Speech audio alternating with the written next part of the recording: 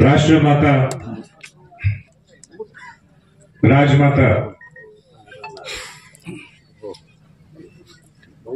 जिजाऊ मासाहेब,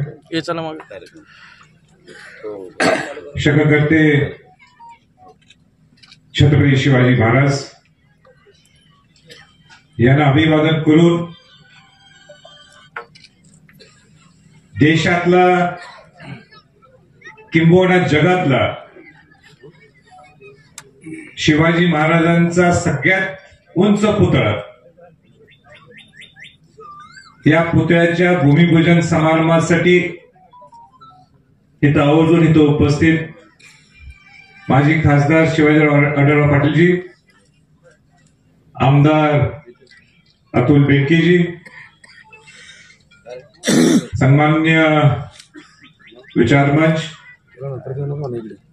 आणि ज्यांच्या आग्रहास्तव ज्यांच्या अगत्याने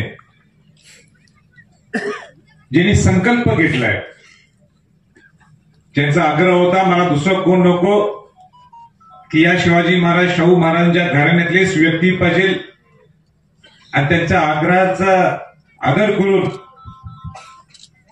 मी आलोय. आणि ज्यांनी मला अगत्याने बोलवलं ते माझी आमदार शरददादा सोनवणेजी, या श्रीमंत योगी सुवर्ण स्मारक ट्रस्टचे सर्व संचालक, सरपंच आणि इथे उपस्थित सर्व बंधू भगिनींनो. एक दिवशी शरददादांचा मला फोन आला की आपण कुठं आहात, तर मी म्हटलं पुण्यात आहे, मला 2 तास द्या म्हटलं. आणि मी म्हटलं एवढी गडबड काय, मला बाकीचं काही माहित नाही, मला 2 तासात मी पोहोचतो राजे, आपला मला अर्धा तास पाहिजे म्हटले. मलाही काय समजू ना, त्या राजकीय घडामोडी बोलायचे आहेत का, त्यांना कुठेतरी येऊन आमच्या स्वराज्यामध्ये काही इंटरेस्ट आहे काय बेनके साहेब, एकदमच असं काहीतरी बेनकेंचं शिवाजीरावांचं आणि शरददादांचं काही बिनसलं दिसते. आणि म्हटलं या म्हटलं भेटायला. आणि भेटायला आल्यानंतर तिने जो शिवाजी महाराजांचा जो पुतळा इथं उभा करायचा आहे, जो संकल्प मला तिने सांगितला, मी मनापासून भावूक झालो, मनापासून मी भारावून गेलो की जो माणूस मुंबईत आपलं आयुष्य काढलं, व्यापार केला, आज तो म्हणतो की ठीक आहे राजकारणाच्या ठिकाणी आहे, पण मला काहीतरी एक सारखं माझ्या मनात यायला लागलं की शिवाजी महाराजांच्यासाठी जुन्नर मध्ये ज्या ठिकाणी शिवाजी महाराजांचा जन्म झालाय अशा ठिकाणी मला काहीतरी करायचंय.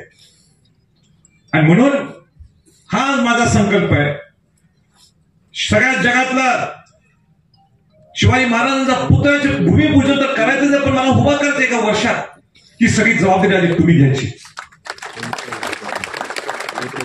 हे एवढी मोठी धाडस. आणि म्हणून या कार्यक्रमाला मी आलो, भूमिपूजनला आलो. आपण सगळ्यांच्या वतीनं एक जोरदार या धाडस केल्यावर जोरदार एकदा टाळ्या वाजवूया आपण.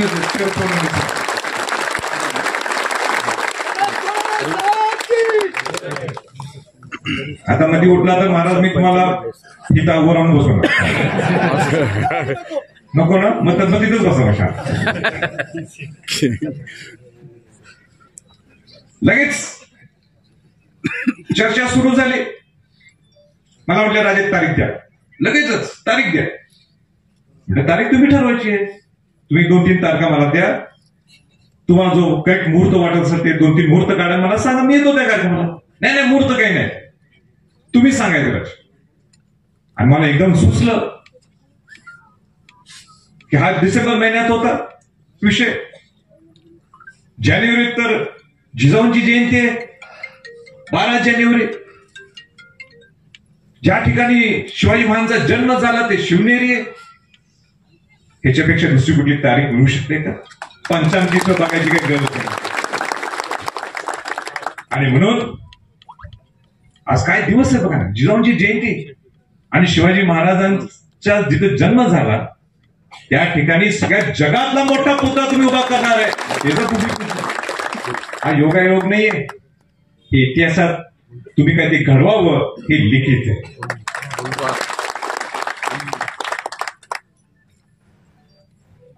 जिजाऊनी शिवाजी महाराजांना घडवलं.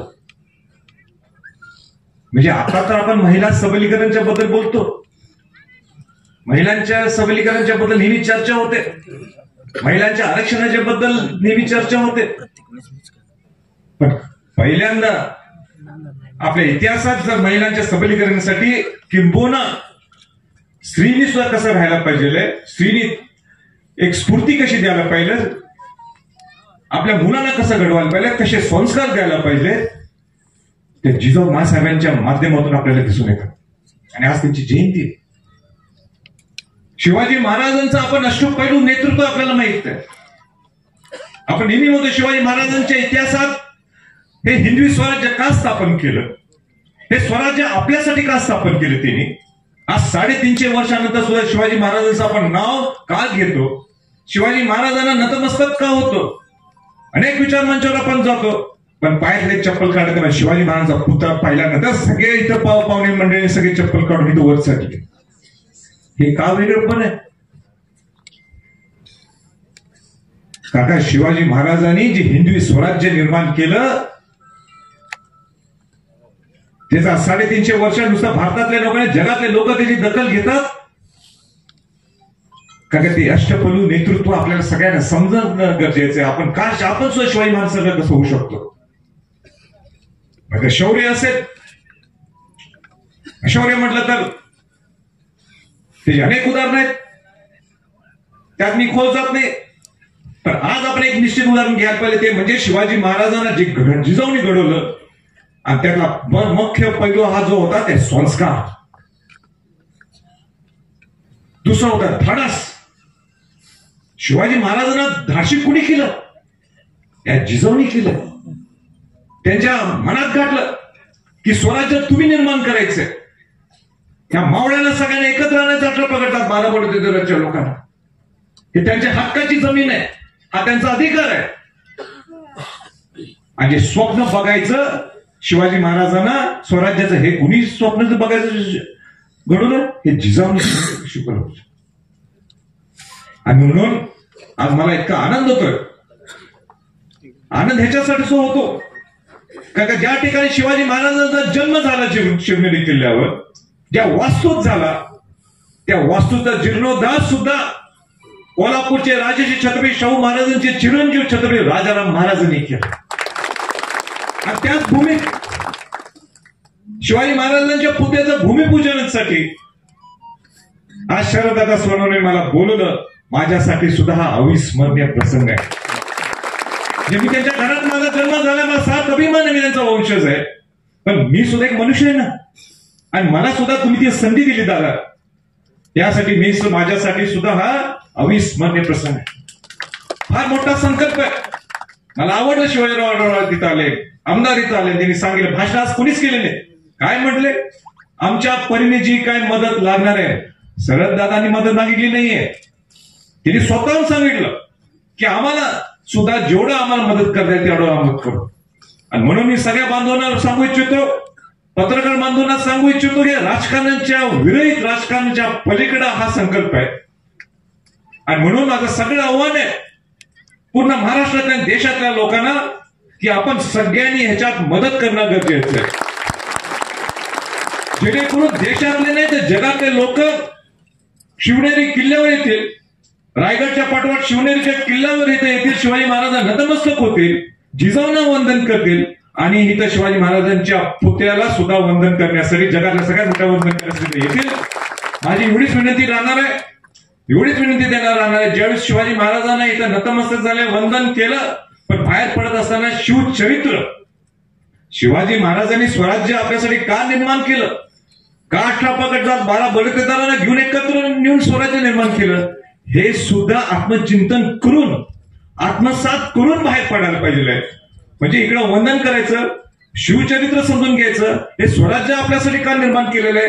हे स्वराज्य नुसतं शिवाजी महाराजांनी स्वतःसाठी केलं नाही. इंग्रज स्वराज्य, हे स्वराज्य हे 350 वर्षानंतर सुद्धा आपण साजरं करतो. हे जेणेकरून सुराज्य व्हावं, ते ह्याच्या पुढं अनेक हजारो अनेक लाखो वर्ष सुद्धा हे शिवचरित्र चालायला पाहिजे, असं सुद्धा त्याचा तुमच्या पूर्ण या तुमच्या प्रोजेक्टमध्ये तो विचार निश्चित यावा, अशी माझी तुम्हाला विनंती आहे.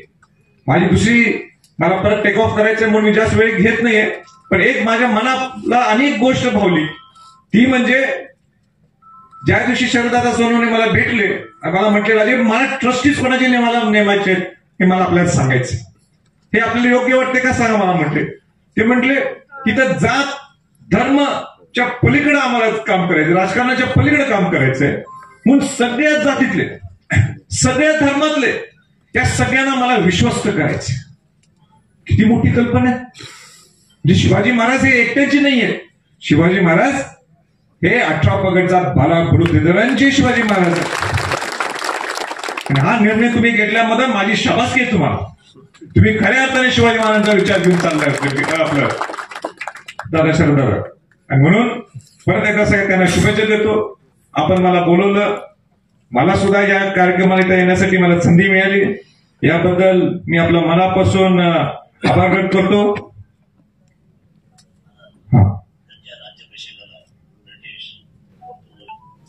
बरोबर.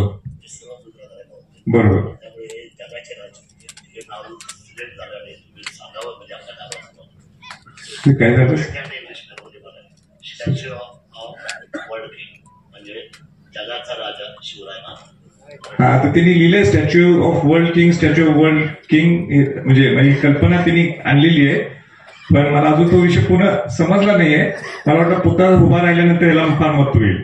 आणि म्हणून जसे स्टॅच्यू ऑफ लिबर्टी, जसे अमेरिकेला एक प्रतीक आहे स्टॅच्यू ऑफ लिबर्टी, एक मोठं प्रतीक आहे. म्हणजे अमेरिकेला गेलं की स्टॅच्यू ऑफ लिबर्टी असं पाहिलं जातं, गुजरातला गेलं की सरदार वल्लभभाई पटेलांचं असतं. माझं तर म्हणणं आहे आता ते एवढे भव्य व्हायला पाहिजे की हे स्टॅच्यू ऑफ लिबर्टी आणि कुठले त्याच्या तुलना करायची संबंध आहे डायरेक्ट शेवटच्या तर शिवाजी महाराजांच्या व्हायला. मला भाषणात आपण स्टॅच्यू ऑफ लिबर्टी म्हणायची सुद्धा गरज नाही आणि कुठला आणि कोणाची तुलना करायची गरज नाही. आपण one and only Chhatrapati Shivaji Maharaj एवढं डोळ्यासमोर पाहिलंय. आणि परत एकदा सगळ्यांना शुभेच्छा देतो आणि थांबतो. जय हिंद, जय महाराष्ट्र.